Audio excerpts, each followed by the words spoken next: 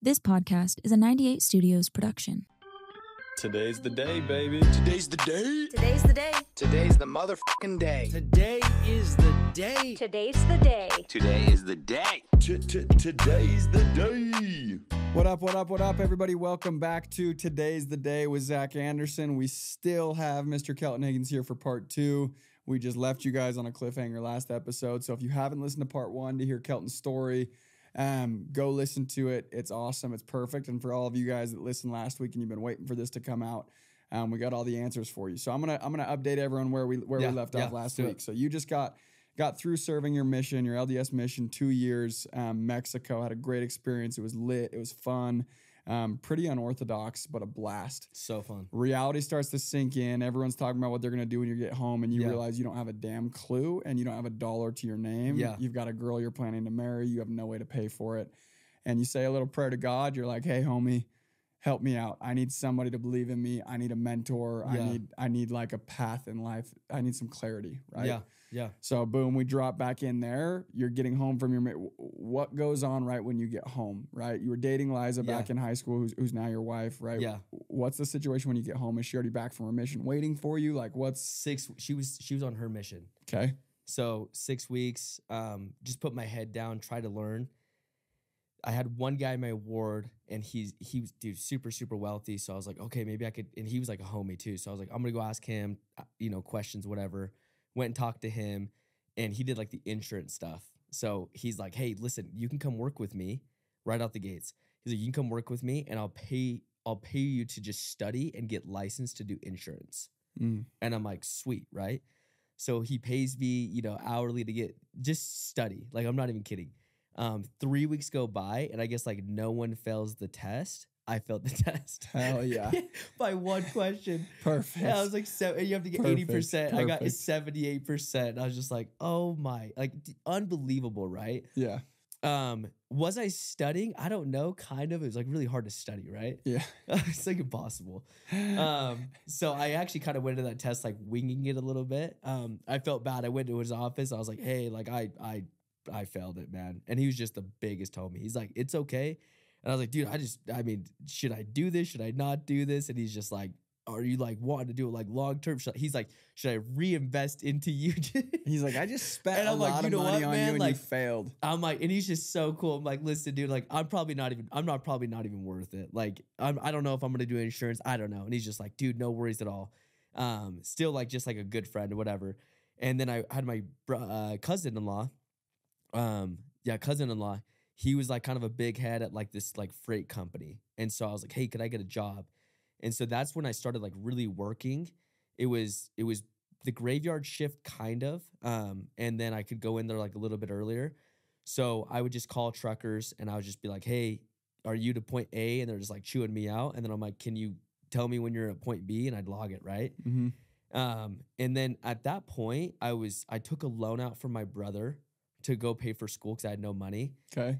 And then I like read like the Dave Ramsey book, and it was like, don't take a loan out from family. If you do, you're a slave. It happened the same week. And I was like, oh my gosh, like this is terrible. I'm a slave to my brother, right? Yep. So I was like, I got to go freaking pay that off. So then I went to the company and I was like, hey, could I work overtime? So then I went into a full graveyard shift.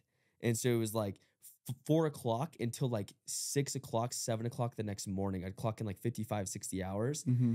And then I had class at UVU at 7. So I was just like I was going yellow, dude. It was terrible. Yeah. But at the same time, I was like, trying to like get ready, get prepared. I was going to get married, all the things. At that time, I went to the CrossFit gym at CrossFit Timpanogos, and I was like, listen, like I want to train here. I have no money. Could I clean it or do something, and you could just give it to me for free? His name's Ben. Didn't know the guy.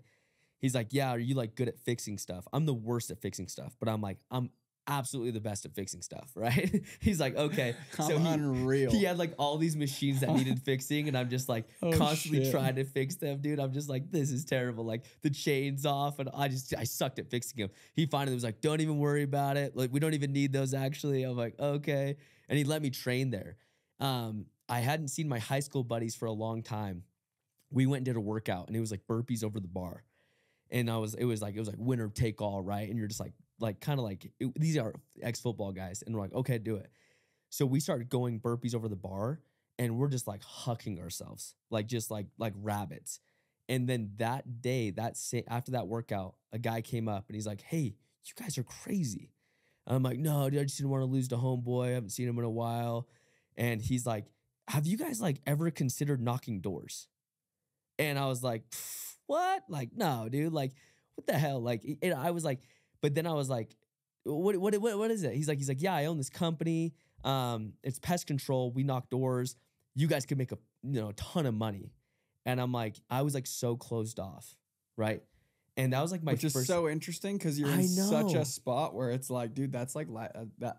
Clearly, we're gonna find out it's very life changing. Yeah, I just didn't know, dude. And like that's why like I totally empathize with people when I'm like talking to them about door to door, and they're just like, "What? Door to door, knock on doors, sell a product? This seems crazy. Like, no way, right?" And I can understand where they're coming from because I felt the same way. But then my brother was like, "Dude, I knock doors. I made like $26,000 in a summer."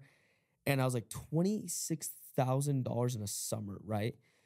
Met the other guy like later on, like, well, it was like within that same week. And he's like, "Hey, I heard so-and-so talk to you about knocking doors. We should really sit down and go to Roxbury," right? At this time, my girlfriend, wife, or she was my fiance, was going to the gym with us.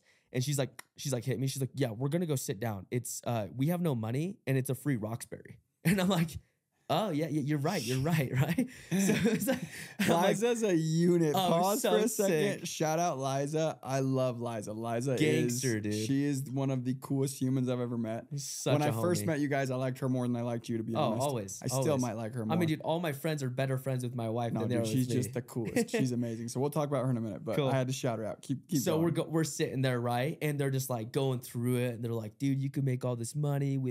We've been looking for someone like you. Like you look the part, like buttering me up," and it like turned me off so much. I'm like, "No, dude, like these guys, like they're too good. They're too good at talking. Like this seems insane." And then my wife after was like, "Hey, like, dude, it was kind of her. Like, I mean, she's like, "You have nothing to lose." And I was like, "No way. Like, there's just no, like, whatever." My brother found out I was sitting down with them. And so he's like, "Hey, I have a buddy at this other company." So I go sit down with them. And it was like, at that point, I just didn't know what I was getting myself into. It was like, boom, now another company's calling, another company. Because like the word just gets out. Like a new ex-missionary is like interested in sales, right? Yeah. You talk to 1, you talk to 10. It was just insane. Yep. And I didn't know you could sell tech door to door, like the smart home solar stuff. I only knew pest control. I didn't even know you could sell other stuff. That's all I knew. Yep. So long story short, was gonna go with them.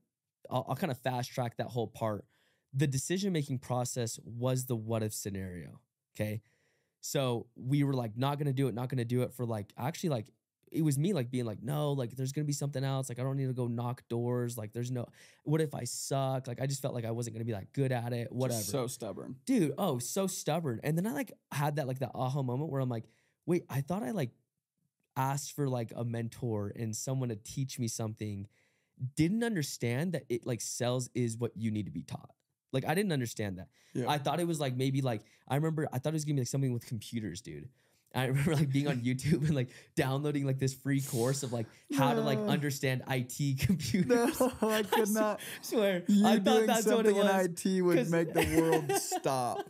Oh, she's so bad. Yeah, dude. I remember like being like when I was working the graveyard shift, I'd be like looking up like the parts of a computer and like how a computer functions and stuff like that. And I'd be like, because I just didn't know, dude. I didn't know it was out there. I didn't know. Oh, no. And I'm not saying that's a bad thing to go into, but it was like, That's not your thing. That's not my thing, dude. That is not your not thing. my thing, right? So, but that's where I was I thought that was like successful is like if you understand like technology, like For sure. I don't know, dude. Yeah. Which is awesome, but in my position, no, dude. I'm not that guy. It finally clicked where I was like, okay, like, so I asked him, I was like, hey, what if I suck? And I remember them being like, oh, all right, if you suck, you make like $10,000, $15,000. I was like, okay. And I remember like after like it was like a 7-hour meeting with these guys. I'm not even kidding. Gosh. It was insane. Me and Liza were just like sitting there like this, and they're just like telling us all the reasons why we should do this and la la la la la. We're gonna invest in you, man. Da. And they changed my life, dude. Truly, they really did. they fought like hell for me, dude, when I was just so stubborn. Yeah. And that's why we fight for our people, right? But that being said, what if I suck? What if I'm decent? What if I'm good? What if I'm great? What if I'm phenomenal? What if I'm the best? What if I'm an anomaly, right? And I wrote down all these numbers next to them because at that point, when you're getting married, dude, I actually came to the realization way quicker than most that I would wake up one day, right? And this is a true story. My wife will have a root canal. It's going to be $8,000. Then she hits her car, and that's going to be an X amount. And then she hits my truck, right? Yep. And you just have shit. And it happens. It just happens, And it dude. happens. And I knew that was going to happen, dude. Oh, yeah. Right? And so for me, I was very focused on like, hey, I need to go make money and get financially ahead, right? Yep. So the what if scenario all had a dollar amount, suck all the way to anomaly. And then from there, I erased everything. And I just said, so you're telling me, man, if I suck, I can make 15. He's like, I promise. And that's what made me make the decision. Was, okay, The worst case I'm scenario. okay to suck. And that's like not good, dude. Yep. That's like, you lack confidence. And For then sure. I lacked so much confidence in that moment. For sure. Like, it's better to be like, okay, like, who's the best? Yep. I'm going to go take that down that guy, right? I Yeah, just but didn't it's also, have that. but it's also, I also think there's some value to that. I think there's a lot of, I agree with you. The best mindset to have is like, who's on the pedestal? I'm going to go take him off the pedestal, right? Yes. But how many guys do you have come into it that are like, I'm going to be the best, that are there for 2 months, they go home, and or Suck. they come out, they do average, or Yeah. even they do okay, or even they do good, Totally. they never come back. Yep. And the reason for that is because they're only asking the question of like, what if I am great? And there's no Yeah. other option in their mind. And it's like everything else is a failure. And the thing is, some people, me, come out and they do suck and they do make the least amount you can make, but they keep going. And the what Yes. if goes from what if I suck to what if Yep, I'm okay, to what exactly. if I'm good, to what if I'm great, to what if I'm the best, to what if I turn into an anomaly. Right. And like that's like a ladder you can climb Yeah. over time. And there's not a time clock you can put on that, or you're limiting yourself. Truly. So Yeah. I love that, but I would add for sure that it's like, yeah, you got to understand truly if you're going and applying yourself entirely to something and you're focusing on your circle of influence and you're doing everything in your control, Yeah. then you're winning. Totally. And if you do that with Yeah. the right opportunity and the right people, Yeah. you're going to go scale something and it's going to be really, really cool. Yeah. Too many people quit because they only have the what if I'm an anomaly in their mind? What if I go Totally. make 200 grand my first summer? And I'm like, Yeah. what's your life resume? Your parents paid for everything. You like to any kid I'm recruiting, Yeah. it's like, what makes you think you're gonna go do 200? What hard shit have you done Yep. ever? Yep. Right? And then it's like, yeah, you could eventually go do that. Give yourself the grace of time though, and Yeah. just go do everything you can to get there. Totally. And your situation was way different. You were an anomaly. Your story is actually really cool, and I love it. And like, I'm excited to walk through it. So then you decide to go, right? Yeah. It You was decide like, to go sell pest control. it was even pre that, dude. So like, yeah, I decide to go. I go home. I give my dad the contract, and dude, my parents are my biggest fan. But like, and I learned something in that very moment. They didn't like fully support me in that decision. Yeah. It wasn't like, yeah, you should totally go knock Which at is doors. common. Which is common. So common, dude. But and I learned something in that situation where it's like, dude, it's like you can ask for advice from like people that you admire, but you have to be very smart on like the advice that is given. And Yeah, when I you'd be say that, selective. and when I say that, it's like it's hard for someone to give like very like truthful advice for something that they just don't know about, Yep. right? So my dad didn't knock doors. He doesn't know pest control. He doesn't know averages. He didn't know market. He didn't know all the things that I had learned through these 3-4 weeks of hours on end of like making this decision, right? I'm like, Dad, you know what? Screw it. If we're just like not gonna see eye to eye, whatever. I promise you I can go make $15,000. And he's Yeah. just like, really? I'm like, I promise. I'm gonna go make 15. They said if I suck, I'll make 15. He's like, okay, do you, right? Yeah. And then, you know, you fast track it, dude. The summer had headwinds. Like, there's just going to be things out there. Like, rookie year, dude. Always. Oh my gosh, dude. Rookie year is so painful sometimes. Dude, I'm like, It's and I so knocked in painful. Utah, dude. I was like in Cottonwood Heights. It was like raining like crazy, dude. Like pouring rain. And I'm like, and I remember, dude, Cottonwood, it's a nice area. It was like Holiday, Yep. Olympus Cove, dude. Yep. In Cottonwood Heights. Like one, Miss two, me with that, dude. $3 million Miss me with homes, right? that, homie. Here's the craziest part, dude. You know how they're older homes? Yep. I remember being like, these are older homes. People can't afford it. And so I went to like, because I was sucking, dude. And when you suck, you start to blame everyone else. Yeah, when you're not hitting what you want to hit, Yeah, there's dude. always a I was reason. always selling like an account a day. Yep. But like in pest control, you should be popping like 3, 4, 6, whatever. Quite a few. Yep. And so like for me, it was like, dude, and then what happened, dude, is like the what if I suck scenario like went out the door, dude. And I'm like, screw that. I'm not that guy anymore. I see this room. He made X, X, X, X, X. Had this reality check. I'm like, dude, I'm gonna go freaking huge. And then like confidence started to come in. Yep. And then I started to be like, okay, like how did he sell more than me? Like, you know what I mean? Like Totally. You start to size people up in a very healthy way. It's like you don't hate that guy. You don't wish on his down. You're like, no, I can just compete, right? Yep. And so that's like when the confidence started to really rise and things started to change and like the obsessions came in of like, wait, I can actually go get really good at this. For sure. But I remember like it didn't start like that. It started with, hey, no one can afford it in my area. And then I go to like my manager and he's like, no worries. Let's just jump on Zillow really quick. He's just a genius. Types it in. He's like, so this is your area, right? And I'm like, yeah, it's like 1.2, 2.3 million dollar homes. Yeah. He's like, I promise you people can afford it. I'm like, so why do they keep telling me they just can't afford it? He starts laughing. I'm like, but that's what they keep telling me. You're like, but they're telling. Oh gosh. Hey, I'm like, but they keep telling me, like, they keep saying, hey man, I would if I could. I can't afford this. And I'm like, dude, I'm selling pest control. How do you not afford this? And so like I'm like arguing with people, right? He's like, let me teach you something. And all of a sudden, like the lessons started getting taught. Yep. And like the sales coaching and the training and like the development, right? And that's when everything changed for me. And all of a sudden, you fast track it. There were headwinds, dude. There were days where I was driving an hour out to area by myself. Yep. But I made the decision where I'm like, hey, I have a goal. I got to go hit it. And you start to get so fixated. You know that, dude. You get so fixated on this goal where you're like, I actually don't All care. the noise I don't tunes care out. about a Lake Powell trip. Yeah, all the you noise couldn't tunes pay out. me to go. Yep. Right? I don't care about this. I don't care. I just want to go work. Yep. And I want to go make sure that I hit my goals and I come home and my wife is stoked and she's pleased and I'm pumped, right? And so from there, dude, like there were some massive headwinds with our office falling apart. People weren't showing up, managerial stuff, like drama, whatever. I just didn't know because I was a rookie. I just didn't really care about anything. It was a gas station pit stop. It was such unhealthy. And dude, I eat a hot dog every day before knocking Every doors. day, baby. Terrible, dude. Hot dog and energy drink. I never got an energy drink that year. Really? Yeah, I just You were wasn't on fresh that off stuff. the mission. Fresh off, dude. Yep. So Yep. it was like a little hydro flask thing, dude. It was always like filling up my water so I didn't have to pay for it, right? You're a beast. That's what it was. And it was a hot dog because it was so cheap. And then so I just work. To end kind of like that first year story, I didn't even know what I was making, dude. Like I just like was like, dude, I'm like selling whatever. And then I remember like I got a phone call from like the manager. It was actually the owner. He's like, hey, you're getting your back end. And I'm like, how much is my back end? It was one of the back ends. He's like, you're getting like a $35,000 check. And I'm like, 35. I remember I was driving an AF, dude, right by that Kitchen 88, that road. Yep. And I'm like, say it again.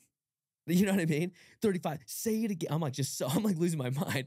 I'm just losing my mind, bro. I love it. And then it was like fast tracking. I'll like go to my tax return and it was like 99,108. I barely missed 6 figures. But for me, dude, I made $100,000. Yep. And I was like, maybe we have something here. Like, I just made how much money? It was 3 months, dude. 3 months. $100,000. I'm like calling my buddies and I'm like, dude, we should go on a double date. And this is like what fast tracked me into like going into like, hey, I should probably get like people to come out with me, right? It was like, hey, we should go on a double date. Can't afford it. Dude, we're getting ice cream. Can't afford it. You're so freaking talented. You're a badass. What do you mean you can't afford ice cream?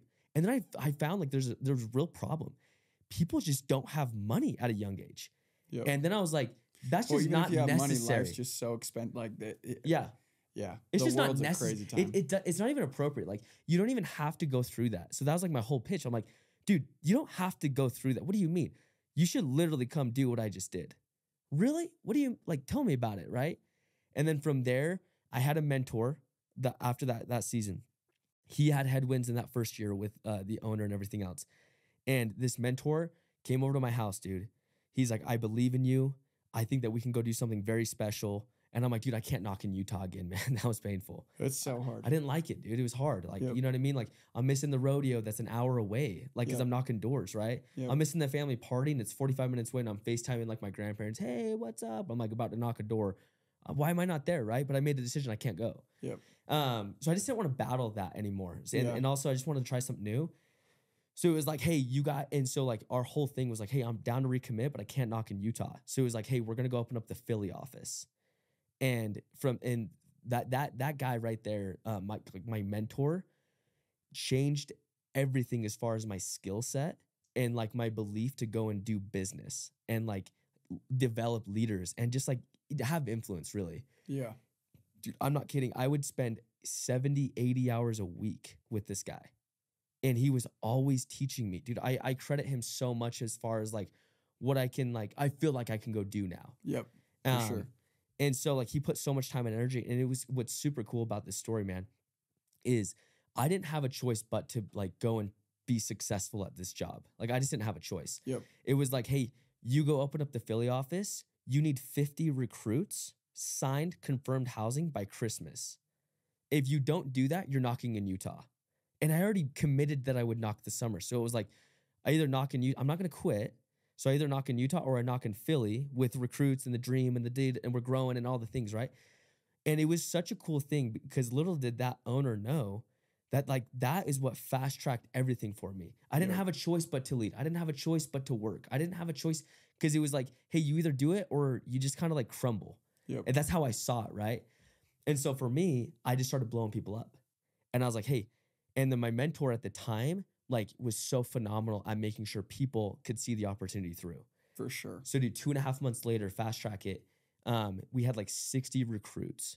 I'm like just finishing off 3 years of rookie year. So it's like really kind of like 1 year of whatever, 1 year into the career. And we have like 60 people onboarded. We're doing trainings with like, it was just crazy, dude.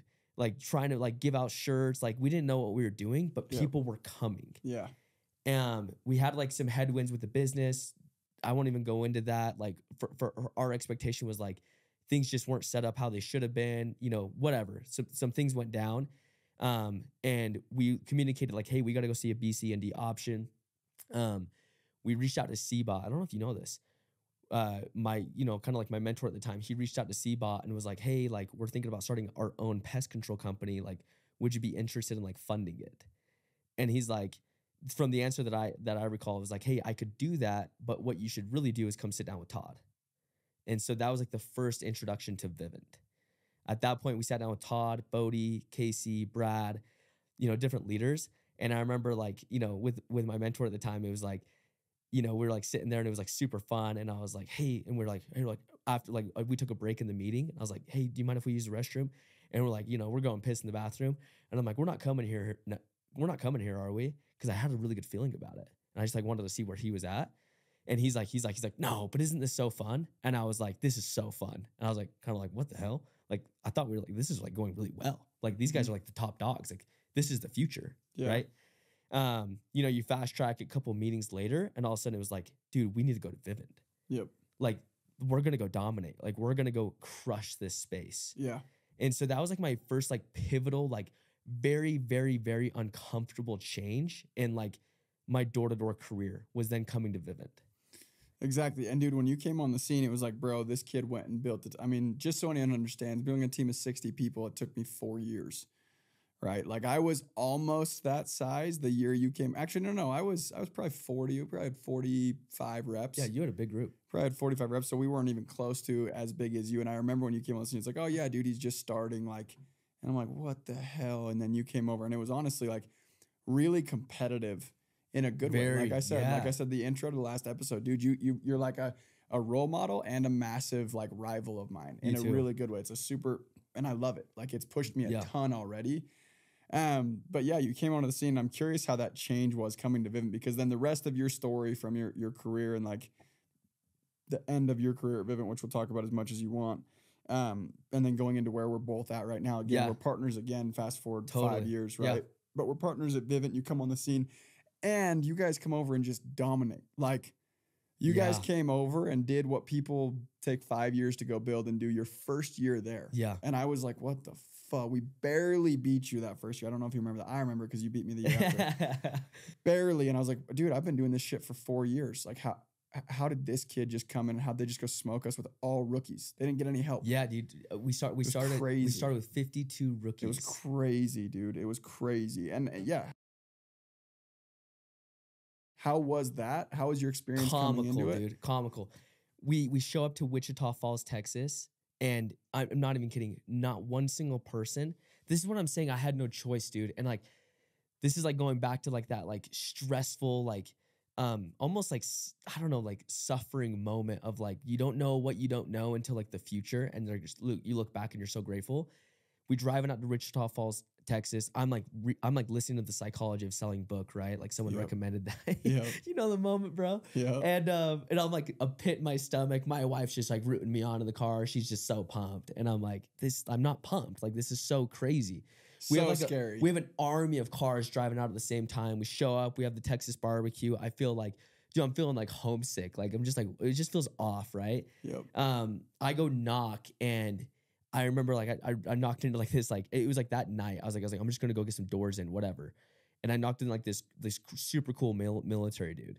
And I'm like, I just didn't even have a pitch then, dude, because we couldn't go on preseason trips because of the COVID. Yep, exactly. We couldn't even do anything. We couldn't even get ready, dude. Such a crazy year, bro. Yeah. So I go out there. I forgot about that. I forgot it's the same year. Yeah, same year. Holy shit. So and I have like hand sanitizer in my pocket. I have a mask like around my ear. Rubber gloves. That was the weirdest thing in the world. And I'm like, hey, what up, man? Like I'm out here with Vivint. We're doing like security stuff. Like, do you think you'd be interested? I'm like, whoa, I'm better than that, right? Yeah. But then he says, yeah. And I'm like, no shit. And so then I'm like, okay. He's like, come back. We're finishing dinner. I was like, no, like this is insane, right? I almost like talked myself out of it. I was like, okay, yeah, we'll come right back. We come on back. We go inside. I have a rookie with me. He did the training, dude. I hadn't even done the training because it was just so much recruiting and everything else. Yeah. Insane. I'm in the home, dude. I don't even know how to do paperwork. Zero, dude. I don't even know how to do anything, right? So like I'm like plugging in this card reader thing. I'm like swiping 100 times. It still doesn't work. Yeah. So stressful. But that's like how we started, right? And then all of a sudden it was like, 2 days later I sold, the next day I sold 1. The next day I sold 2. And then that Saturday I sold 3. And like little did I know, but like 10 in a week for a rookie is like nuts, right? Yep. So I popped like 11 or 12 that first week. Yep. And I was like, dude, that's insane. I just made like, call it $10,000 or whatever. And I remember standing in correlation. It was like this huge pavilion thing, dude. It looked like an army of people, 52 people, right? It's a lot of people. And everyone's like, how are you selling smart home? And I remember my training was solely focused on just tell them how sick it is. That was like my training. They're like, how sick? What does that even mean, Kelton? I'm like, just tell them it's sick. It's cool. It's freaking unreal. Like, la, la, la, la. Like, that was my training. And then all of a sudden, dude, I just have all my homies that are just knocking doors and they're just telling people how sick it is. Yeah. And we start crushing. That's so wild. And bro. I'm like, wild. no way, it's working. Brad called me. He's like, you guys just did 100 or whatever your first week. I'm like, is that good? He's like, that's unbelievable. Yeah. And I'm like, what? Yeah, exactly. And then all of a sudden we move up to Missouri, we crush it. We go down to Arkansas. You have fallout, whatever, but I don't know if this is true or isn't true, but I think we were like the best rookie team ever coming over. I mean, we did 2,044 accounts on rookie year. Had to have been one. It was nuts. Had to have been the best all rookie team ran by rookies. Like that's unreal. It was insane. That's what was so cool too, Zach. It was like there was no one that was like, this is how you do it and this is how it's going to be done. Like it was a mastermind. So when I say that, it was like Jay Wall, you know what I mean? John Ross, a bunch of these homies, Mike Evans, like just collectively and we're thinking up ideas. Totally. We were always in the lab at night, right? It's like, hey, what's working, what's not working? And I was like, dude, I tried this today. I said, hey, if you do this, we'll do this. And then they're like, oh, like it was like almost like it was like so much like energy. And they're like, oh, I can't wait to use that tomorrow. I'm like, use it. Let me know how it works. Yep. And then so and so has a big day, and I'm like, after every big day, we'd record our pitch. And it was like, record it. He's like, okay. He popped 4, right? And he's like, and the pitch is just terrible. Yeah. Right? But it's awful. It's terrible. You like look back, you're like, how the hell were you selling The boys feel just stoked. Yeah, though. But you're like, I told them this. I'm like, that doesn't even make sense. Yeah, I love it. But they're crushing. And so like that was like my first like experience where it's like, you don't need to know everything, dude. But you don't need to know everything. Yep. And quite frankly, sometimes it's better. Like the less you know, because then if you know that guy's pitch and that guy's pitch, then you'll call your manager and be like, which one do I use? Because he says not to use that and he says to use that, exactly. Right? It's like the curse of knowledge. Totally. We just didn't know anything except for that the doorbell cameras were sick. Yeah. And that's it. That's all you need to know, frankly, dude. Crazy. It's so it really is. It's the curse of knowledge. And I think that's a lot of guys listening, a lot of people that listen that are in the door-to-door space, they just got out for summer. They either got out with a new company, brand new, first year selling, blah, blah, blah, blah, blah. We're going to have a lot of those guys listening. And I think that is so freaking key. I think there's 2 lessons I would take away from that. The first lesson I would take away from that is the curse of knowledge.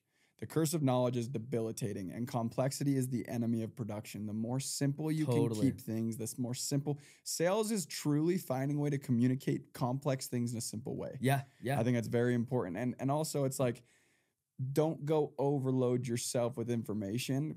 Be particular about the information you let in. And the second thing is like, big energy equals small problems. Small energy equals big problems. Energy can solve almost anything and everything. So when people are listening to this 3rd, 4th week of summer, whatever it is, you just started your season, or maybe a year round, I don't know, I don't care.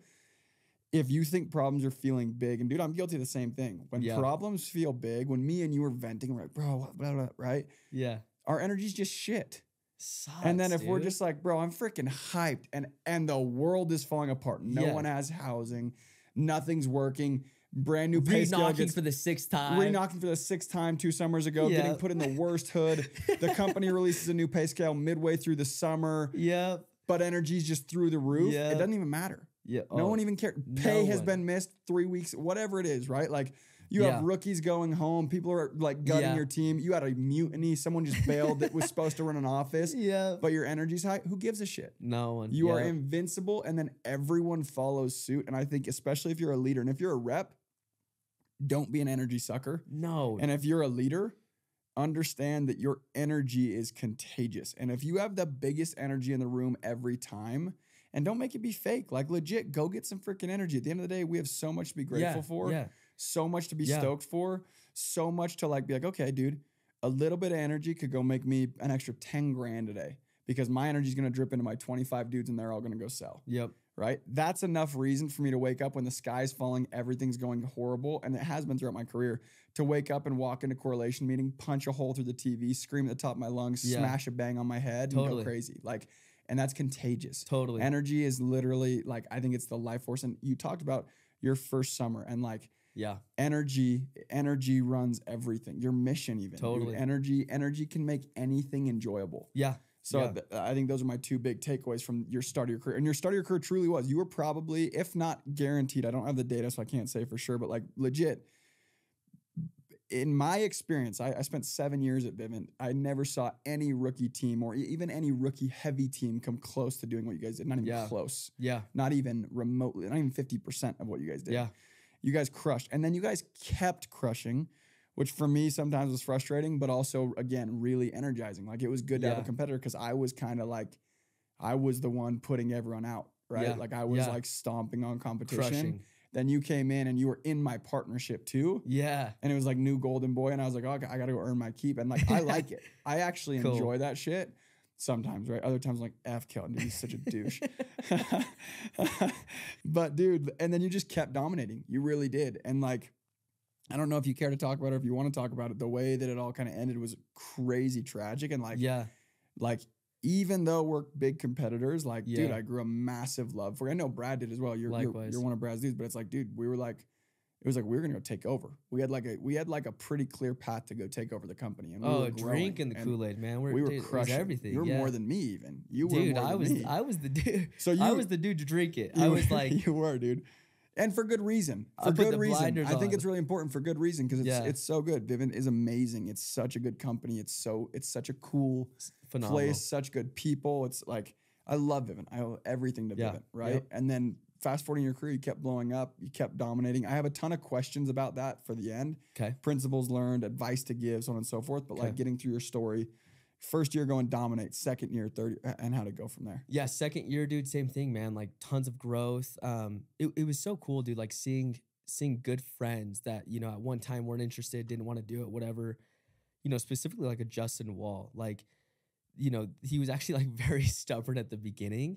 But to see someone and kind of going back to it where I was like, dude, I thought, you know, maybe we have something after my first year. Yeah. Then we were able to like repeat it. And like Jay Wall was like, dude, all of a sudden he pops in like $120,000 his rookie year. Yeah. You know, and then he goes and, you know, doubles that or whatever his second year. Yeah. And to see like people then go to make phenomenal money and then have freedom and influence and, you know, value and all those things. So that continued to happen. So second year, same thing. It was awesome. Really competitive with personal sales. Like that was another thing that like I was very focused on, was like the leadership development, the training, the averages, making sure people have a phenomenal summer, dude, for sure. Number one. But in that very moment for me is like, you had to give belief, and like nothing gives belief more than being like, hey, like I'm knocking the same doors and I'm like going to go crush this thing. Right. Yep. When like everyone's saying 1, 1, 1, 1, 1, and then their leader says, I'm going to go pop 4 today, and you do it, it just creates like this wave of confidence. Right. And trust. Totally trust, right? I can listen to this guy. He has influence, right? And the other thing too, like going back into like principles, I want to give one as well. Sometimes when you have like this gift of knowledge, the reason why we were able to do something that was actually pretty phenomenal as far as volume is because we just didn't know what was good or what wasn't good. Mm-hmm. You know what I mean? So if like, we kind of had like an answer from Jared Young, where it was like, dude, if you could do like 1,500 accounts, like, oh my gosh. And then I was like, and that was like the only thing that I had as far as like a goal. A gauge. Yeah, a gauge. Other than that, I was like, whatever. Like, I don't know, like maybe we landed 1,000, but like we'll just never stop. And then all of a sudden it was like, hey, maybe we go for like 2,500, right? And then it was like, when I said that out loud, people were like, that's insane, no way.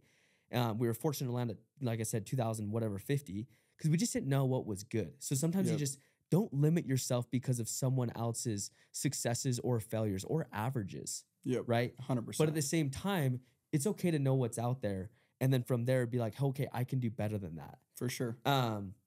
So then, rookie years, came off my rookie year, loved the personal sales. Same thing with my second year. Had a goal to, go sell 300. I did it my second year. Which pisses me off. That was my highest selling year, and you beat me that year. It was awesome. That was my year to break 300, and then you smoked 300, and I was like, what the fuck, dude? I was so pissed. It was I was awesome, happy dude. for you. We were competitive with that. Douche, we didn't even dude. talk about it much, right? Never. But dude, I was so competitive too, because like Sarah Graham talked to me about you and Yep. and I'm like, dude, I gotta beat this guy's ass. Like I don't know him, but he's got, But anyways, like love, hate, everyone talked good about you, so I knew you were awesome, but we didn't know each other, right? Then we like kind of came back, same partnership, so we grew into like this partnership, and that's really like year 2, year 3, and then year 4 was when it was my last year at Vivint. Yep.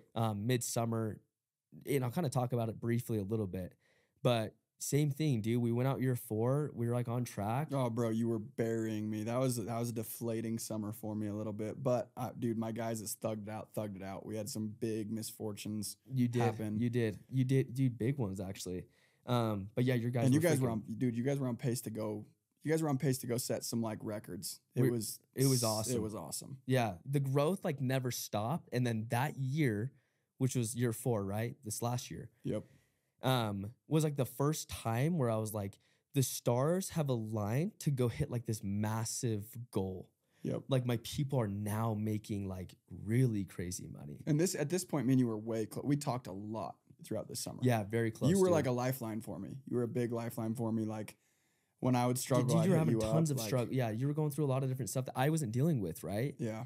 And for me, I just wasn't dealing with anything, dude.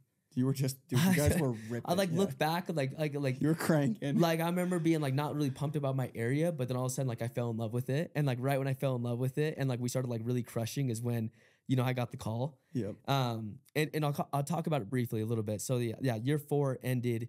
I got fired from Vivint, which is crazy. That was dude, hard freaking phone call to have with you. That was crazy. Hard phone call to have with everyone, man. Yeah, it was like earth shattering. That was the most I'd cried in a summer in like 4 years. I was total bitch mode. Well, Like, and here's the thing too. It wasn't like, and not to be like the like whoa me, but like, and it wasn't because I got fired. It like left like this disgusting taste in everyone's mouth, and like this really almost misfortunate principle. yeah. You know what I mean? I don't think you weren't emotional about like I just lost a friend. No, right? It was like, man, like this doesn't like the water's murky right now. It doesn't sit right. It doesn't sit right. Yeah. And that's kind of how I felt. And you don't need to talk about it much. But yeah, dude, like long story short, yeah, I got fired. Just different things within the office. And I won't even really go into it fully, but for me, in my opinion, it was like a total, like, I don't know, jab to the side. It was super, super misfortunate, very surprising. Not even just very surprising for me to justify it a little bit, very surprising to everyone. Yeah. Like not just like within our region, but like, and that's one thing I will say is like the people at Vivint, you guys know who you are if you listen to this. Dude, I had so much support reaching out to me from other partners that I don't even actually know. Yeah. They're like, this is wrong. I'm so sorry. All the things. We love you. Dude, there was another partner that blasted out a text to his whole partnership. We're talking 1,000 reps. Something happened with the Higgins. If you ever hear something bad about Kelton or Eliza, shut it down. Like, I like saw so much true color from like leadership at Vivint and just people that I actually wasn't even close with. And it was like amazing, dude. And for me, little do they know, it gave me a ton of confidence. That's awesome. Tons, dude. That's super and awesome. like my immediate response was like, okay, like I just built something up, right? You're going to go, $1 million a year, really. You're 26, you're 25, 26, really. Going to go make $1 million. Yep. Boom, shuts it off. Yep. This business. You got to think of literally like your business just goes bankrupt. For sure. Not because of your decision. It's controversial, right? Yep. But not really because of your decisions, but because of someone just like shut it down. Yep. And that was like, for me, it was like so freaking hard. Yeah. But the response was, and this is something I want everyone to understand, and this is why sales is so cool, Zach, is it wasn't that I was working a desk job and I could be replaced. Yep. Right? It wasn't, dude. Yep. Everyone knew that. People were telling me, I don't want to compete against you. Yep. Let's do this amicably. Let's make sure that we're professionals. I understand. And they know who I am. They know my heart, right? I'm not going to be a jerk. Yep. But they knew that, hey, listen, someone's built a skill set. And for me, it gave me that confidence saying, hey, I can go do it again. You can go do it anywhere. I can go do it anywhere. Yep, exactly. I can go sell anything, exactly. Right? I can go start a business. I can give influence. I can grow. The word growth, right? Yep. And it was like this moment. And my wife, dude, she's the one that told me that. She's like, hey, this ain't no desk job. She's crazy, dude. Such a gangster. Dude, she even cried, bro. I'm crying my eyes out, and she just rubbed my back. Such a gangster, and she's like, bro. I'm not worried. I'm sitting out outside of breakfast when I got the call, right? It's 8:30 in the morning, and I'm like bawling my eyes out. I'm like, freak, I'm so pissed. It just felt unfair, dude. Yeah, more like, at least from my point of view, like, and through that whole process, it was more of like, what? It was like, that's not real. It's like, you know how you just hear stuff and you're like, oh, yeah, funny, like, yeah, cool. Like it's so outrageous. Oh, no, that was like, everyone's response. I'm like, dude, I'm super sorry. I'd like to hear. I'm like, why are you crying? I'm like, I'm not. I'm fired. And they're just like, shut the hell up, bro. Exactly, like, bro. You can make yourself cry on the spot. Like, are you serious? No, this is serious. It took me like 3 days to like digest and be like, holy shit. But you know what was really cool? Liza was cool. The way you guys handled it was super cool, super dignified. And also, I think the support that you got. And then, dude, they knew it hit our whole partnership. So we were like, I love everyone at Vivint. Again, dude, I love like dogs. All the partners, a lot of them have come on the podcast, even like reaching out even to me, because they knew even from my shoes that just creates so much fear, angst, uncertainty. Like, whoa, what's going on type thing. And we rely on each other. Like the whole off season, we build together, we recruit together, we train together, we do everything. And then it's like, okay, now I got to go do this thing without my partner for a reason that, again, controversially, everyone has their own opinion, but like mine was mine, right? Yeah. But what was really cool was, dude, your people. Yeah.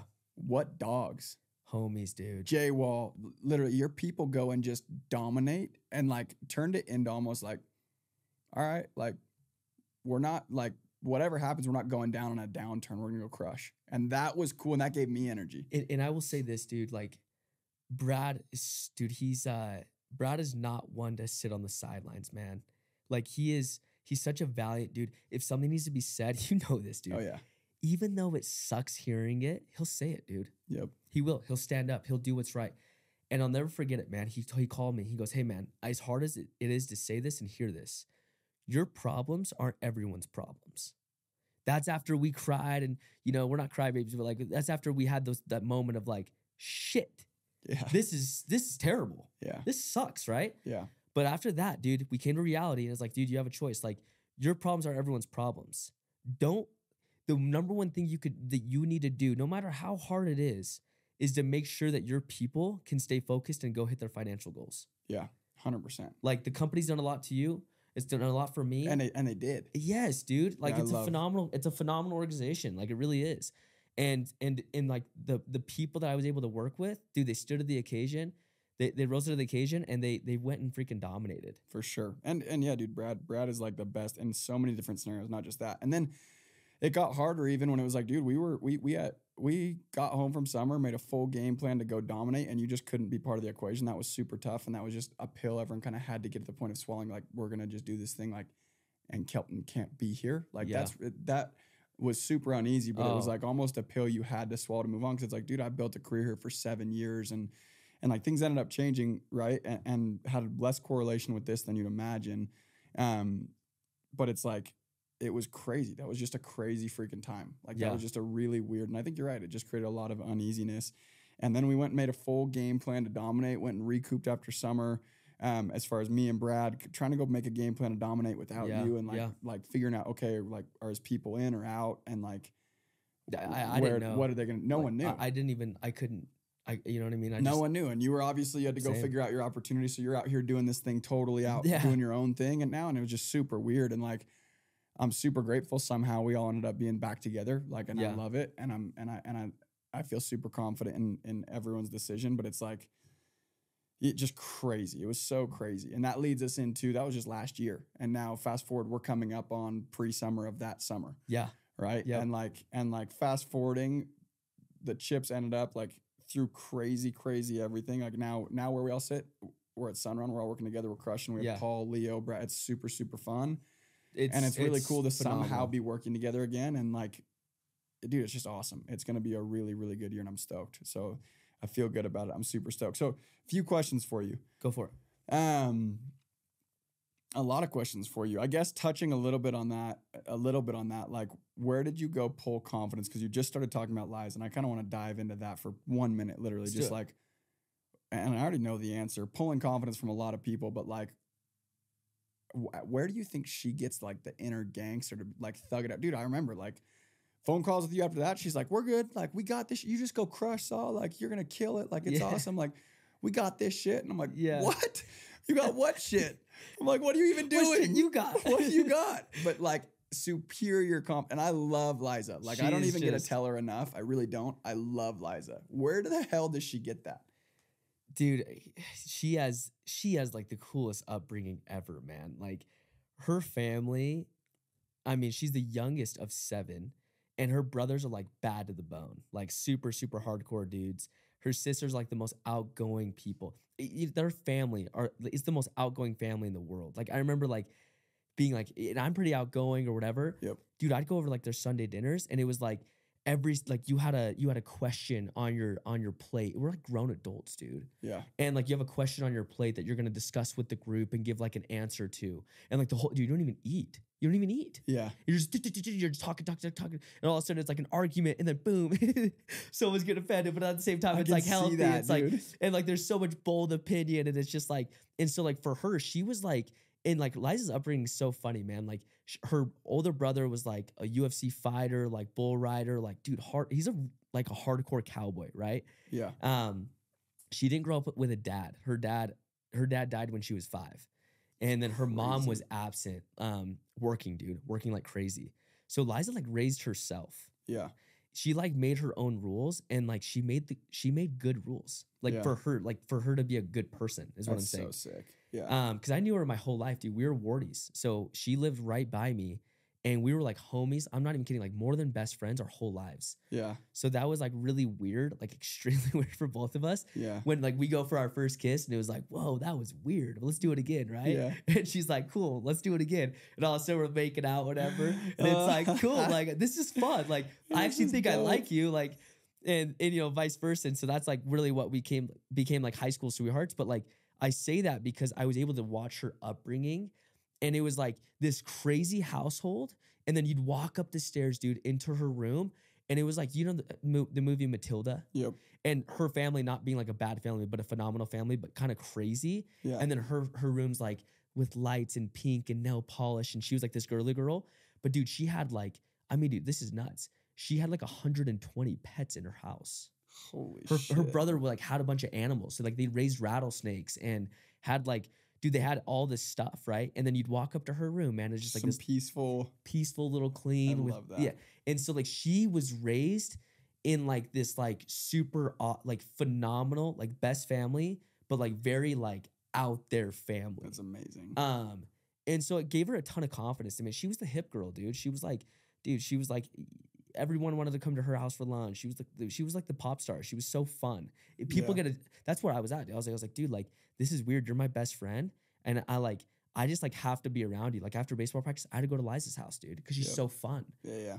And like all these other girls. She still is. She's the funnest girl in the exactly how world. you're describing her as how she is right now. And she's a like, dude, mom. like all these other girls, it was just bland, man. Yeah. And I'm like, and that's like really like what like got us to like each other is we just would have so much fun. Yeah. But that's where she got her confidence, man, is her upbringing was very unique. And she had to have a lot of bite to defend her own in that family. What a beast. Yeah. Dude, shout out Liza. She's such a sweetheart. I love it. Yeah. Dude, time freaking flies. So I got a couple questions left for you. It's crazy how fast time goes every time. I want to be respectful of your time, studios, everybody's. You're good. You've clearly had a lot of ups and downs in your career, right? And my question for you is like those going through the ups, those going through the downs that feel like it's like there's no light at the end of the tunnel. Yeah. Right? Wherever you felt that, like wherever it felt like, dude, I don't know how I'm going to get out of this. Yeah. Like, I don't know how I'm going to get over this. I don't know how I'm going to get through it. I don't know how I'm going to get out of it. I'm stuck. Yeah. And it sucks. Yeah. And it's definitely a low point. Totally. And that'll be different for some people. Some people that'll be a 2-week bagel streak. Some people that'll be a brand new product. They have no clue what the hell is going on. Some people that'll be, dude, they're the top dog and they're having a slump. Totally. Right? Some people that'll same be emotion though. Yeah. Some people that'll be they just got fired. Right? Some people that'll be like they're starting something brand new and it's way more challenging than they thought. Like, where do you what principles or laws or like thoughts do you pull from to go and get you through those rather than throwing in the towel? Because you've had a lot of opportunities to go throw in the towel. Yeah. One I would say is reflection. I think a lot of times we forget that we've probably been in a similar situation or had that same emotion. Yep. And if you do it once, you can do it again, right? And if someone's done it once, then you can do it too, kind of thing, right? 100%. And so like I actually like with like, you know, the termination or whatever, I know other people that got terminated that kick ass. Yep. So it was like, all right, I can do it. Like that's literally, and like I try to be like a simple mind where it's like, you know what I mean? Like it was that simple for me. Totally. And so it's like, I would say is simplify this emotion of like this negative of like, I can't get out emotion where it's like, but they did and I can too. Yeah, for sure. And just like this sense of confidence. And the other thing I would say is like, it's overcomplicating, but you can simplify it, is like take a step back and then just like really like dissect like what the hell is going wrong? Like really. And it's interesting. Like, for example, like we could feel like for example, like housing's going wrong, but then we could be like, wait, but we already know where we're staying at this, you know what I mean? Yep. Even though we feel like housing's going wrong. There's a lot of it's going right. There's a lot of it's going right. Yeah. And so that's what I would say is like, remember to smell the roses, see what's going right. So like, for example, if someone's having the worst time selling, they could also be like, wait, but I just had 2 phenomenal weeks. Yep. Even though this week sucks, it doesn't mean that doesn't mean that you suck as a salesman and you have to critique everything. Yeah. Right? No, it's like golf, dude. No. And even the thought of like, dude, I'm so much better than I was day one. Yes, if I came up next to myself day one, I may not be producing how I want to, but if I came up next to myself day one and right now, I am so much better. Yeah. It's so valuable. Yeah. Right. I would also say this. You got to remember that you have a lot of eyes on you. And when I say that is, it's insane how many people, like especially our people, are so dependent on us. They look at us as superheroes, dude. So not to be like the Andy Elliott, but you just don't have a choice but to smack out of it. Yep. 100%. Like you don't have a choice. 100%. Smack out of it, pull your head out of your ass, and go get it. Yep. And you got to go next door. And even though the last 100 said no, and the next one looks the exact same, take a deep breath. The next one's gonna say yes, and guess what? They're not going to. That's okay. But you say that, and all of a sudden, boom, there's a deal. Yep. And then all of a sudden, there's a deal. Boom, the confidence is back up. You hit quota. Yep. So it's like those little resets of like, take a deep breath, count to 10. It's the same principle, dude. Seriously, it's crazy talking to you about this. It's the same principle that we were taught in freaking elementary. Yep. Like, remember those principles and be a master. Like, if someone could take this from the podcast, be a master at making sure you can simplify bad situations or problems and then give a simplified solution. Yep, I love that. I think that's super, super gold. And then the very last question, I think that's gold. Guys that are out knocking, and we'll do more episodes for sure, where we just go over principles, things we've learned, things that people can go apply. Cool. My last question. So the title of the podcast today is The Day. The whole purpose of that is like, luckily and thank God, pretty early on, I was able to go and develop like this thought on life, and not develop, but I guess take it from other people that like, dude, yesterday already happened. Yeah. Right. Because a lot of growing up, I got caught up on the past. Tomorrow, there's not a single thing that's guaranteed. So it might not even happen, nor can anything I do right now impact it. Yeah. What it can impact and what I can focus on and what I do have control over is right now. Like today's the day. This is it. This is all you got. Totally. Right. So sick. And the whole goal, I love it. Thank you. The whole goal is to have people on here who kind of live like that and embody it. And there are a lot of people who do without even knowing it. You definitely know it. You 100% know it and you 100% live it. My question for you is like, what advice do you have to the people who are so caught up stressing about a goal coming up or they're so caught up worrying about what just happened the last 3 weeks or the last month or what just happened yesterday that's so overwhelming? What advice would you have to someone to get them to be where their feet are and be like, okay, this is where I'm at. Yeah. Like, I may as well take advantage of it because that's the only thing that's going to go propel people further. What would your advice be? Ship away. I always love this my whole life is like, I might not be the one that's like hitting bombs, but I can chip away and chip. And so that's what I would say is like, don't focus so much on like this massive, massive goal, but make sure that you can chip away today. Yep. And then have this sense of confidence of like, it's almost like relaxing, just being like, dude, screw that big goal. Like, honestly, like, screw it. Whenever I thought about selling 300 or whatever the goal might be, I'm like, screw it, dude. It freaking overwhelms me. It makes me sick. Yep. But today, I'll probably go kick ass. And I can make sure that I go give a maximum effort. As a leader, I'm like, once you have that moment, you want to get dropped off first. And every other leader is like moseying around in their car, like dropping the car group off. Then they take the 6 calls. But like when you have that moment, you're like, dude, I'm first. They're like, what? You're first? And you're like, dude, I'm first. And all of a sudden, they're like, oh crap, that changes the whole car group's mentality. So I would say is just have the sense of confidence that as long as you chip away, that all of a sudden you'll fast track it, you'll look back and you'll be like, we did it. Yep. And when you start to chip away and you have those small wins, you start to get like, is the fulfillment going back into it? The fulfillment comes in, the happiness comes in, and then you'll come home and then all of a sudden the energy comes in. Because if you're fulfilled and happy, you wake up the next day, you don't have dead eyes in the correlation. You're freaking pumped, dude. Yeah, 100%. And it's not fake and it's not obnoxious. It's high five. Dude, like I'm freaking rooting for you today. Yeah, dude, you're laser focused. You're like, no. And you have this like sense of like, dude, I'm going to go win no matter what because I won yesterday. Yep. And that's one thing I will say. You have to trick your mind. And when I say trick your mind, like you have to trick it in the fact that like, even though there's going to be a massive amount of failure, just tell yourself you're just not even going to like face it this next door or this next week or whatever. Like trick it to be such a positive poly. And optimism, dude, it's like insane. Optimism brings opportunity and people are just going to want to be around you. So in a 100%. long exaggerated answer, dude, chip away and just remind yourself, like study the word optimism. Like it's everything, dude. I love that. I agree 100%. I don't think there's a better answer, especially for people this time of year doing what they're doing. So, Kel, I freaking love you, dude. I'm surprised it took so damn long. I know we've done other videos together for work and whatever, but this is for the pod. This is for everybody to go dive into. So, dude, thank you. Again, I know you're busy. I appreciate you. And as always, everybody, thank you so much. And until next time, much love. Thank you. Thank you guys so much for tuning in today. As always, it was a blast for me. I hope you got something out of this. If you got something out of this video of value, share this with a friend and please go show your love. We're on all streaming platforms, including YouTube, Spotify, and Apple. Any ratings, comments, likes, shares, they go a very long way and they make it so I can keep doing these things for you. And I would appreciate it greatly. So please go share with a friend. Until next time.